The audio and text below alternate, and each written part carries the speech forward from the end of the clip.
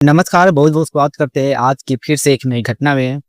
आज की घटना काफ़ी हैरान कर देने वाली और काफ़ी झकझोर देने वाली है। आप कल्पना भी नहीं कर सकते हैं, एक 14 से 15 वर्ष की लड़की, जो अपने माता-पिता से काफ़ी प्यार करती है, लेकिन आने वाले समय में वही माता-पिता के साथ वो लड़की अपने माता-पिता के साथ इतना बड़ा कदम कैसे उठा सकती है?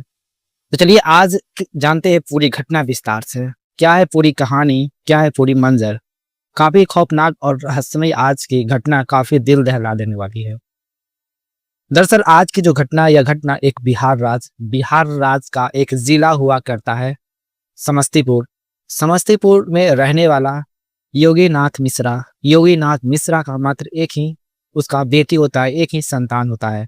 वो अपने बेटी से काफ़ी ज़्यादा प्यार करता था। एक तरह से वो काफ़ी भगवान से मन्नत माँगने पर उसे एक संतान होता है। योगी मिश्रा का शादी का लगभग 2 से 3 साल गुजर जाते हैं, उनका कोई भी संतान नहीं होता था और बड़ी ही लालच और मन्नत से उनका एक संतान भी होता है। लेकिन वही संतान आगे चलकर उनके माता-पिता के साथ इतना बड़ा हादसा कैसे कर सकता है, योगी मिश्रा ने कभी सपनों में भी नहीं सोचा था। दरअसल यहाँ पर योगी मिश्रा के परिवार काफ़ी गरीब हुआ करता था।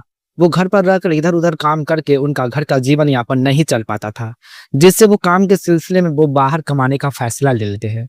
बाहर किसी फैक्ट्री में वो काम करके कपड़ा फैक्ट्री में 8 से 10 हज़ार रुपये वो महीने में अच्छा खासा कमाई कर लेता था। इतना पैसा से उनका घर काफ़ी अच्छा करता था। और इस बीच योगी मिश्रा की पत्नी ललिता देवी, जिसकी चाल-चलन, नीयत बिल्कुल भी ठीक नहीं होती है। उनकी शादी का 3 साल गुजर जाता है, लेकिन उनका मन पति से नहीं भर पाता था। जिससे यहाँ पर उनकी बेटी नंदिनी, जिसकी उम्र लगभग 14 से 15 वर्ष की होती है। नंदिनी अपनी माँ के इस हरकत से काफ़ी वो बाज आ चुकी थी। वो तंग आ चुकी थी कि आखिरकार मेरी माँ कैसी माँ है, जो अपने पति को धोखा दे रही है। वो अपने पति जो बाहर कमा रहे हैं अपने घर चलाने के लिए, अपने बच्चों के परवरिश के लिए, लेकिन वही पति को ऐसी औरत धोखा दे रही है। नंदिनी ने कभी सपनों में नहीं सोची थी। नंदिनी अपनी माँ की पर पूरी तरह से टूट चुकी थी। नंदिनी जब-जब स्कूल पढ़ने जाती थी और जब-जब वो स्कूल आती थी, उसी बीच में उसका माँ ऐसा काम करता था, नंदिनी ने कभी सपनों में भी नहीं सोची थी। और इस बीच नंदिनी अपने माँ की हरकत को लेकर वो अपने पिता को फ़ोन कॉल करते हैं।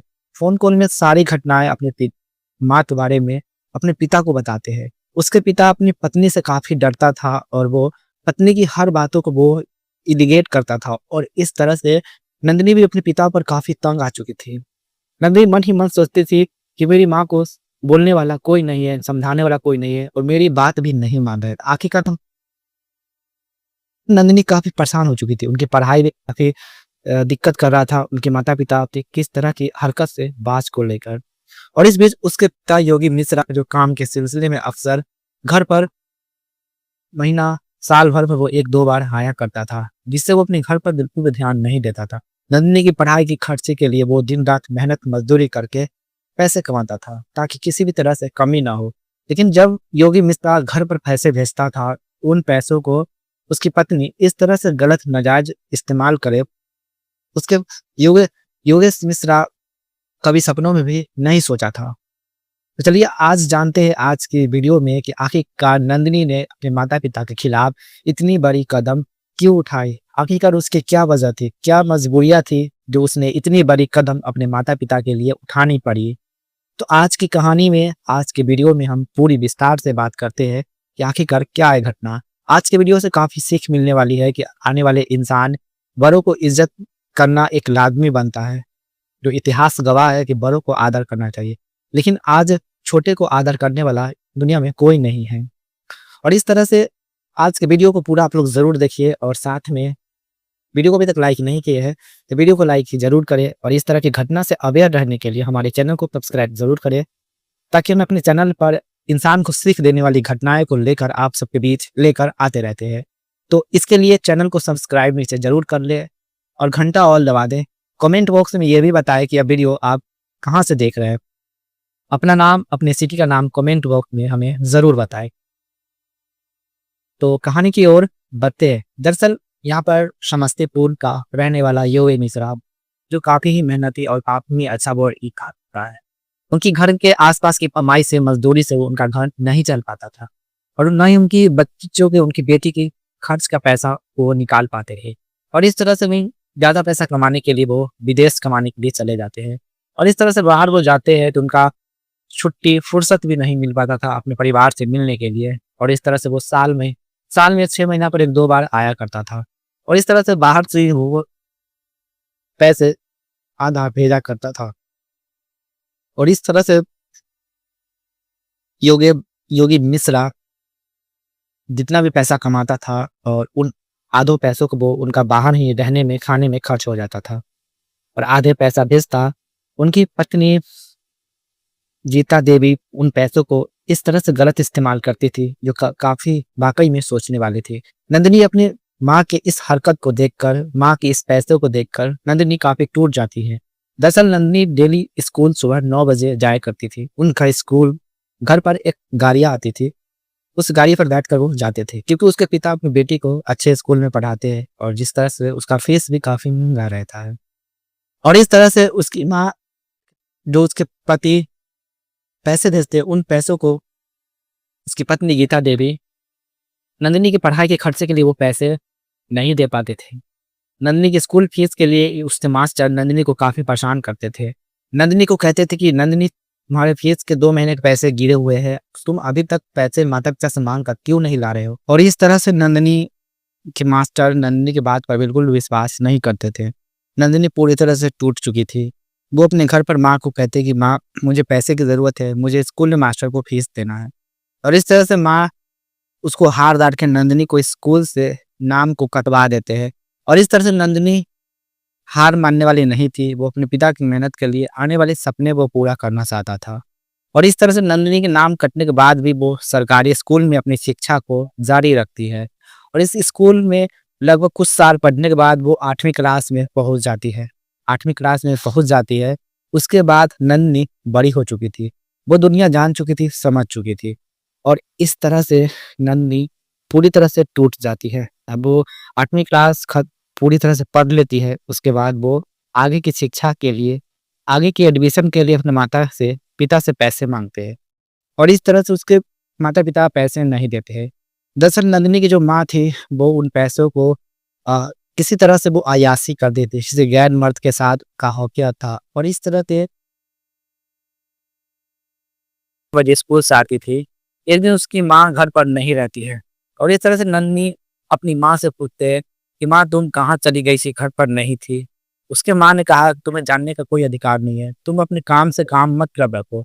नंदिनी इस राज का, इस सच्चाई का जानने के लिए वो एक दिन स्कूल नहीं जाती है। भले ही वो स्कूल का बहाना करती है लेकिन वो स्कूल नहीं जाती है।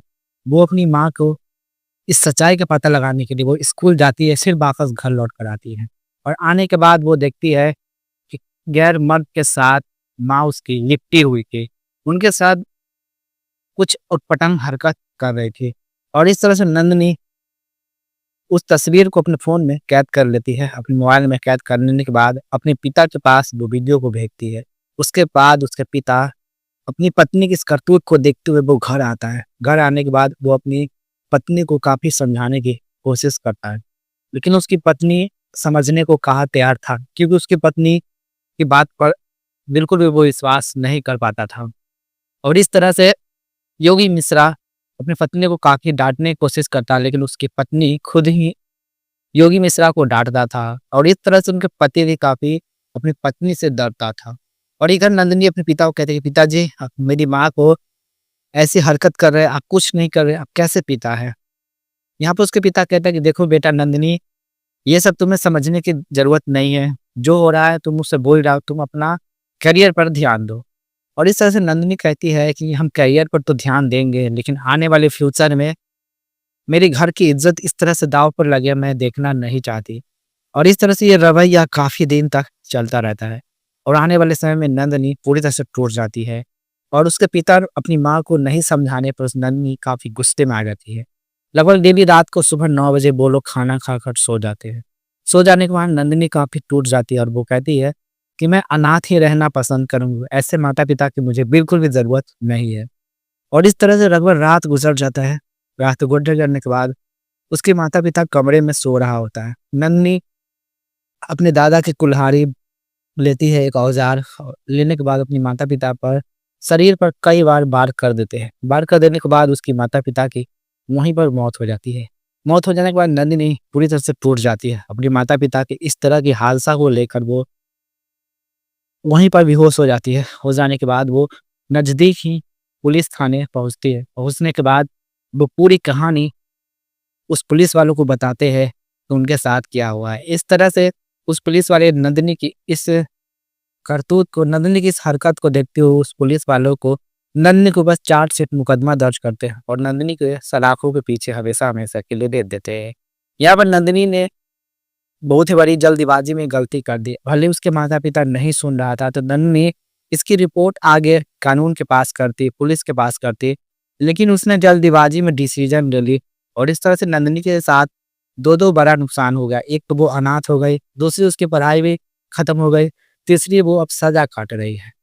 तो यहाँ पर दोस्तों नंदिनी ने सही किया या गलत किया कमेंट में ज़रूर बताएँ। क्या नंदिनी को सज़ा मिलना चाहिए था या नहीं? अपना राय हमें कमेंट में अपनी ज़रूर बताएँ। और इस वीडियो से यही सीख मिलती है कि इंसान को इतना भी हद तक नीचे नहीं गिरना चाहिए और जल्दबाजी में कोई भी डिसीजन नहीं लेना चाहिए। कुछ समय तक उसे सोचना चाहिए, तब डिसीजन लेना चाहिए। तो चलिए मिलते हैं आने वाले अगले वीडियोस में और इस वीडियो से किसी को ठेस पहुँचाने का कोई उपयोग नहीं था। बस आप तक को जागरूक करना था कि आखिरकार आज की दुनिया में लोग इतना हद तक नीचे गिर जाते हैं। मिलते हैं